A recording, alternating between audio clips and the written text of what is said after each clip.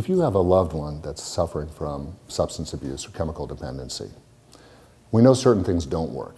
Well, I should say that are less effective. So nagging, threatening, giving ultimatums, although it's completely understandable because it is so emotionally exhausting on family members. Those things are not as effective. Essentially, there's only 3 ways that you can really influence a person's behavior, 3 broad ways as a psychologist, especially as a behavioral psychologist that we recommend. There's something called a cost-benefit analysis, and that's where somebody weighs the pros and cons of their behavior. If somebody has costs, let's say that, for example, they're missing work because they're too hungover to go in, and they have a well-meaning spouse that calls their employer and says, I'm so sorry, my husband must have the flu. He's been in bed for a day. That's why he's not coming in. She's making excuses. We call that enabling.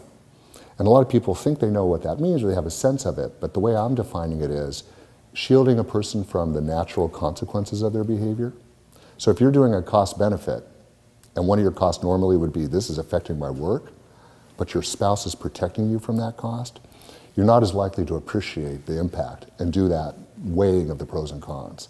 So the one way that you can impact behavior is to avoid protecting the person from the natural consequences. That's hard to do, but it's an essential process. The other thing is this.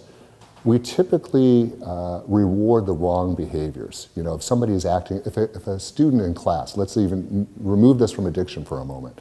In a classroom, if a kid is the class clown or he's acting out, he gets a lot of positive attention in terms of laughter, even if he gets sent to the principal's office.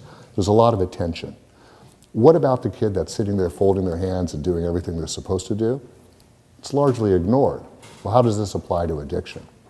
If somebody's engaged in sober behavior, or you see them making very positive steps toward it, or they're talking about wanting to get into treatment, I recommend lots of positive reinforcement for that. And that could be in terms of verbal praise, affection, sometimes even monetary. It depends. I've had some younger people where the parents have rewarded them for clean drug tests, for example.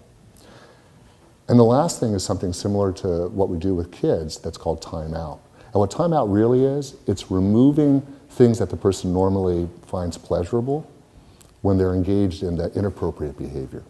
So if somebody is engaged in, if they're intoxicated or if they're refusing treatment, the timeout would work where you would actually remove affection or remove yourself physically. And you usually tell the person ahead of time, listen, I can't tell you what to do, but if you are going to be intoxicated in front of me or if you're refusing to go to treatment, then I simply can't be around for that.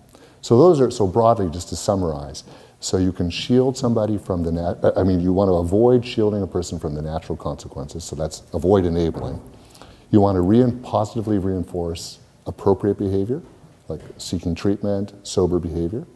And you want to, when the person's engaged in inappropriate behavior, intoxication, refusal to go to treatment, removing things that are positive from them at that time that they value, and that's called timeout.